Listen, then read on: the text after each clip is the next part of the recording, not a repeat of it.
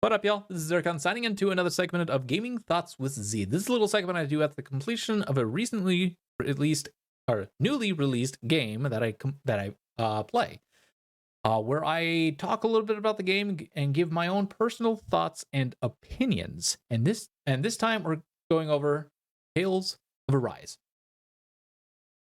I saw the trailers for this game. I think they came out somewhere within last year. I think it was between last year and the summer, where I think I saw it at the Game Awards that they showed it toward, and I instantly fell in love with it. I've been wanting to play it ever since. Uh, I'm pretty sure I first saw it at the Game Awards. However, what this game is, this is a JRPG. If you know what that is, Japanese role playing game, and this is part of the Tales of series. Now, this is the first game of that franchise that I have played, so I am not sure if the stories connect in some way, or if they are sort of continuations of other stories. I don't rightly know. So a lot of the stuff that I will have opinions on may be a little bit unfocused, essentially, since I don't know a lot of the lore in the Tales of series, or if there is any at all. So, this story takes place in a world called Dana, and we follow the journey and story of Alphen and the friends he makes along the way as they go and free the lands from overlords. Now, I will not go any further aspects of the story. I will not spoil anything further than that. Now, as for gameplay, like any other standard JRPG, other standard JRPG, it has a deep mechanic, a great, deep story, lots of gameplay, lots of combat, and lots of farming, which basically is just going around fighting a bunch of mobs, gaining a lot of experience and combat points in order to increase your power, health, and abilities. Now, the things that I really liked about this game was just about most of it, really. I really love the combat. I was very intricate, very deep, very focused, very interactive. I actually really had to pay attention to a lot of the stuff, and I still ended up missing a lot of things. I will be honest on that part. As a matter of fact, I'm going to be honest through the whole thing. I love the story. The story is fantastic. Got a little bit questionable at some places, but all in all, I really liked it. Had a fantastic journey. I love the characters. The characters were very well written. Yeah. Still, like, there will always be parts where I will be a little bit skeptical on, but in the end, they turned out great. I also love the art style of the game is fantastic. The music is great. The visuals and the graphics are amazing, and the voice acting itself. I personally played with the English voice acting, though I'm pretty sure the Japanese would have been either just as good, if not better. But the voice acting in the English I actually really liked it. And there was a lot to go with. There was a lot to understand, and with all the mechanics, there was a lot of mechanics that played out. Some you didn't gain until later on in the game. Some until very near the end of the game. And lost my train of thought there. Sorry. But there was definitely a lot of mechanics that I didn't use.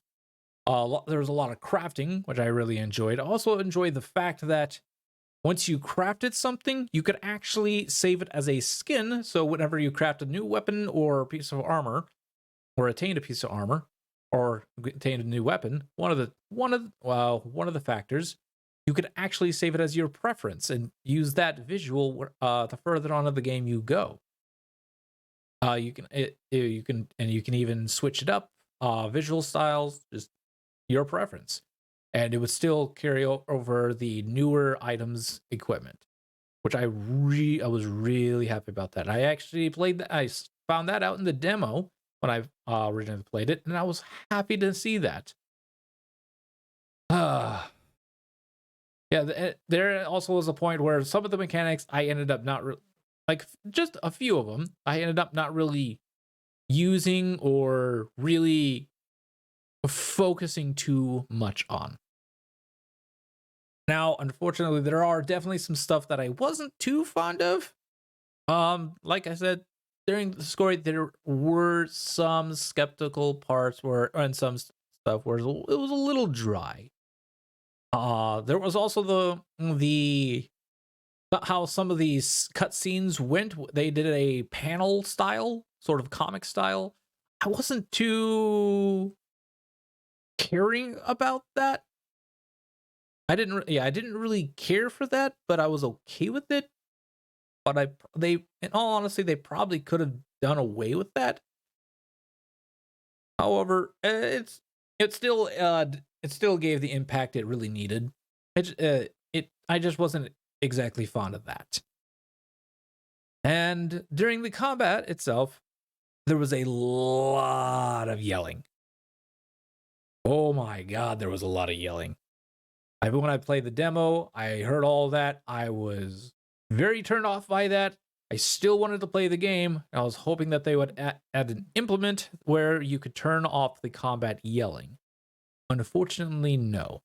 That did not happen. So yeah, there's a lot of characters always yelling out their abilities, yelling out certain quibs.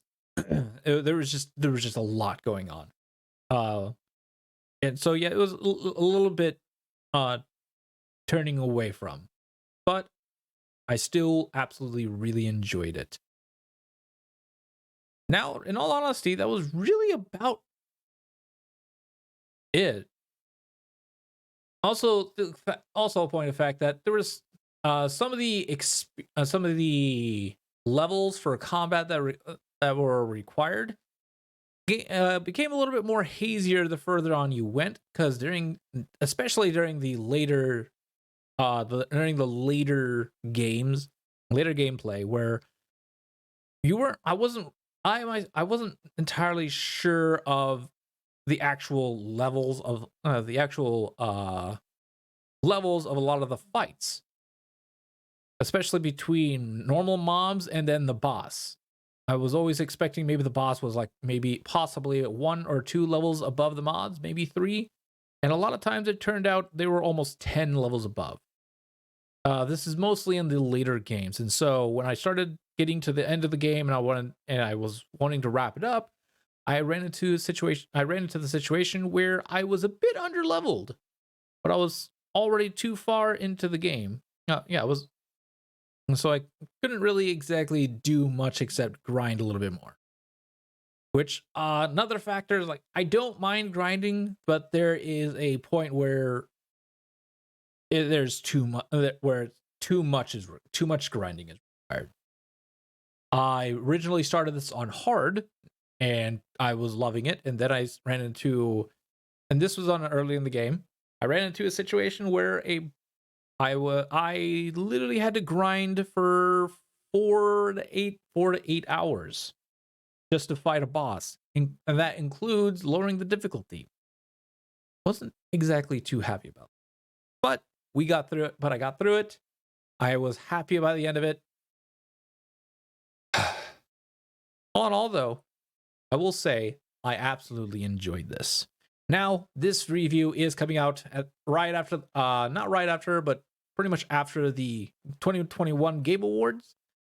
And this did, in fact, earn I believe it was the role-playing game award they won, which I was pretty happy about that. But as for all in all, fantastic game, phenomenal. I really would recommend it. I really would recommend it. The only thing is, if you're okay with a little bit of yelling in the combat section, then this game would definitely be fantastic for you. Especially for those of you who are always in love with Tales of series. I definitely plan on looking possibly into more Tales of games and seeing how they go. Other than that, that's going to wrap this segment up. So hope you guys enjoyed. Hope to see you all at some point. And if you wish to watch my playthrough, there'll be a link down in the description below with all the areas where you could get the game as well. So other than that, guys, thank you for watching, and as always, stay active and stay connected, and I hope to see you next time. Zircon signing out. Bye, y'all.